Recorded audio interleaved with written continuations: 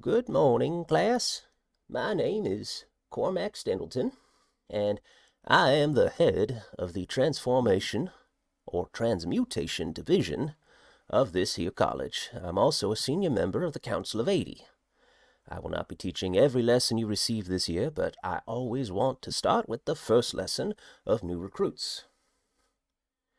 We will begin. It is a curious thing to study magic. The more you learn, the more you realize how little you really know. It is often said that magic can do anything. In some respects, this is true. But in other respects, it is not. Let us consider, for the sake of an example, starting a fire. It is certainly possible to light a fire in a hearth with a flint and tinder, a chemical reaction, to simply take a burning object from another fire and light the one you intend. So too is it possible to light a fire with magic in many ways. One could channel an incantation to simply light a fire, draw ether from the atmosphere around them, directing it to concentrate light. Many other options, but how does it actually work? Systemized magic education gives us formulas and instructions, reliable ways to repeat ad nauseum a task or function. To use our previous example of lighting a fire, I could create a small spark by conjuring a nearly invisible amount of flammable material into existence. Or I could do the same by transmuting a small amount of air. I could create a spark of electricity to achieve the same function by drawing energy out of the air and directing it with intent and ether from my own body. I could use friction to force a small section of the wood to heat up and light fire at an exceptional rate. Indeed, I could list all the ways to magically start a fire for hours and hours and hours, and I would still not be able to list them all. Why is that? Now, the hand-waving answer is magic can do anything, as many people point out.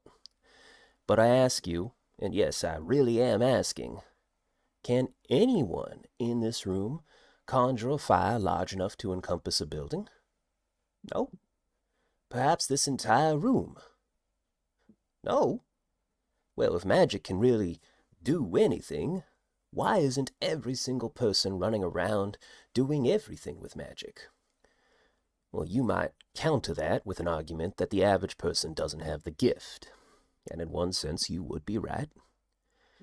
You might also say that most people don't have enough ether inside of them. But this isn't strictly true. At this, the wizened old halfling lifts both of his hands up and calls forth two balls of light. The one above his left hand is about the size of a baseball, while the one on the right is about the size of a beach ball. He lowers his hands. Both balls, hovering in the air, shoot up to the ceiling to further illuminate the class.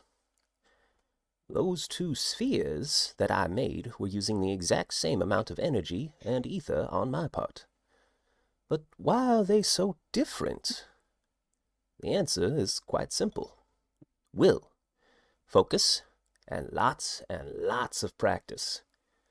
Even the arcane innate need to practice for their gift to ever produce more than the most basics of magics. Efficiency and strength comes from a breakthrough, consistency. We use magical formulas as a sort of shortcut to make the spells more reliable, make them easier to learn. But unfortunately, it comes down to the individual or individuals casting the spell. But I'm beginning to digress here. The point I'm truly aiming to make here isn't that magic can do anything. It is that magic is everything. Magic suffuses every single thing you have ever encountered. It is everywhere and in everything. Any space that truly is completely and devoid of magic is a place that is genuinely unnatural to our reality. Now, this class is Transmutation 101. For most of you, you will likely not be able to cast any spells to change something from one form to another by the end of this year. But in theory and principles, the reasons why we can even consider doing this, that will be drilled into your heads. What I am about to tell you is quite advanced, and the conclusive research is still being defined, but it's very strong early evidence. It seems that magic is not only a fundamental force of the universe, such as gravity and magnetism and chemistry, it is the same thing as everything else in this universe. When magic causes levitation, it is not that the magic is pushing you against gravity. It is that the magic itself becomes gravity. This is why sufficiently advanced practitioners can create objects out of thin air and transform a tree into a bridge in a matter of moments. They're not just making some mysterious process happen. They are quite literally, momentarily taking the matter, magnetism, gravity, and energy and converting them into ether. Then, by using the ether in their own body as fuel and their own will as a directive, to create something new. This is what you will learn in this class. Are there any questions?